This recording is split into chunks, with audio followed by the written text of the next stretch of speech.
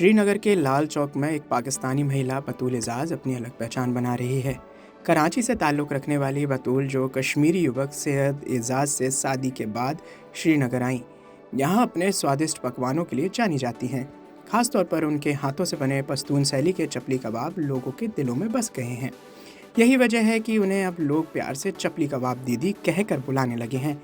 शुरुआत में बतूल के लिए कश्मीरी खान पान के बीच अपनी पाकिस्तानी डिशेज को पहचान दिलाना आसान नहीं था। इस बारे में वो क्या कहते हैं, आप खुद देखिए। मेरे साथ यहाँ की फेमस मैं कहूँगा बतूल है, जो कि चपली कबाब बनाती है।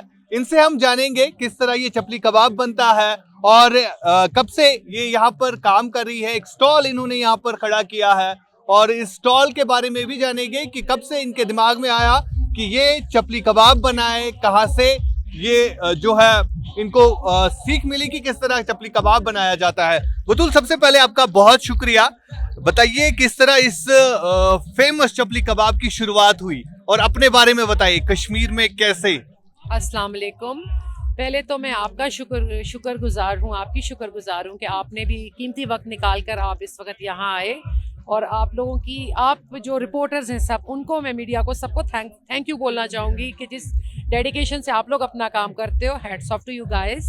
और दूसरा ये कि अब मैं आ जाती हूँ वहाँ से निकल कर अपने उस पे। अस्सलाम वालेकुम सर, हाउ आर यू?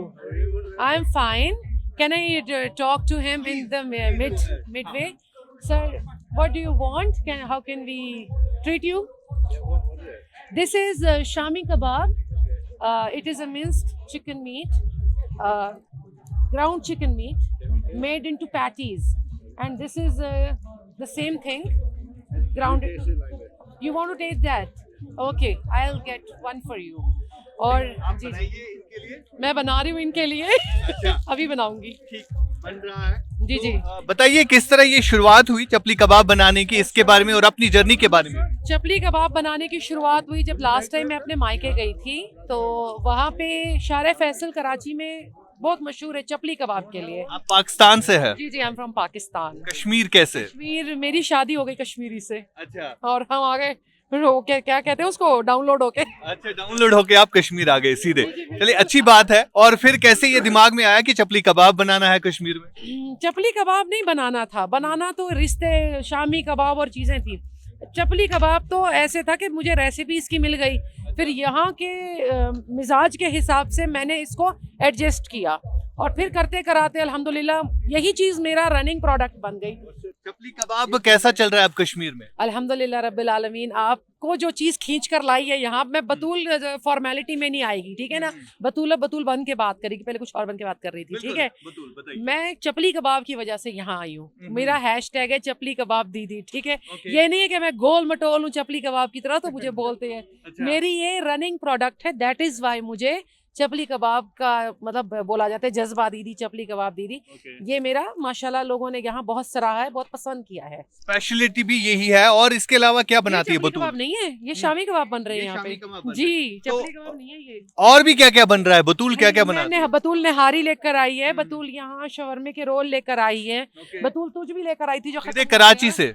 नहीं, कराची से नहीं, ताराबल से, जहाँ मेरा घर है। ताराबल। हाँ, कराची से। वहाँ से क्या लेके आए? वहाँ से मैं तरबियत लेकर आई हूँ। अच्छा। वहाँ से मैं अपने घर वालों की इज्जत लेकर आई हूँ। वहाँ से मैं मतलब आप समझ सकते हो, उनके जो उन्होंने मुझे सिखाया है, पढ़ाया है, वो लेकर आई हूँ कि किस तरह से एक नए मुल्क में जाके अपने आप को, अपनी ज़िंदगी को गुजारना है, अपनी वैल्यूज़ को आगे लेकर किस तरह बढ़ना है, आपको आगे चलना है। वहाँ से मैं वो चीज़ें, वो तरबियत लेकर आई हूँ। बिल्कुल बतूल, चूंकि आप हमारे हमसाया मुल्क से राब्ता रखती है, वहाँ के रहने वाली हो, लेकिन सबसे बड़ी बात यहाँ पर ये, एक साल हो गया आपको यहाँ पर श्रीनगर के दिल में आप जो है बस गए हो, और खास तौर पर श्रीनगर के दिल में ही आपकी दुकान भी है, लाल चौक जिसे कहते हैं, रीगल चौक। तो कैसी चल रही है दुकान? पहले तो मैं ये कहूंगी कि मैं सिर्फ श्रीनगर के ही नहीं, मुझे इंडिया से दूर दूर से मैसेज आते हैं मेरे। अगर ये कहेंगे कि मैं पूरी इंडिया के शायद दिल में बस गई हूँ तो ये कम नहीं। तो आप क्या कहते हो कि क्या सिर्फ मैं श्रीनगर के दिल में बस गई हूँ? नहीं, आप तो ऑस्ट्रेलिया भी पहुंच गए अब। अल्लाह अकबर। अच्छा, वहाँ पे जहाँ का आपका मायका है, कैसे लोग देखते हैं इस चीज को? क्योंकि वहाँ पे शायद आपने ये काम नहीं किया। क्या कहते हैं वहाँ पे?